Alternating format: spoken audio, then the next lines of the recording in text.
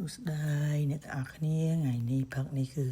ថាបលឹមឡើងដើរមើលទៅឃើញស្ពៃក្តោបនេះវាឡើងផេះដល់អញ្ចឹងដើរកាត់ស្ពៃក្តោបចេញម្ដងចា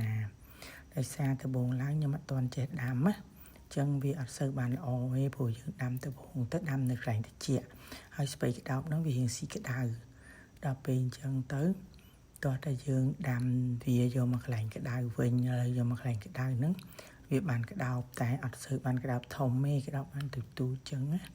តែដោយសារវាយូរពេកចឹងយើងកាត់ញ៉ាំទៅឲ្យស្រួយឆ្ងាញ់មែនតើនិយាយទៅរសជាតិវាហើយអ្នកទាំងអស់គ្នាមួយដែលធ្លាប់ទិញចង់បានឈុត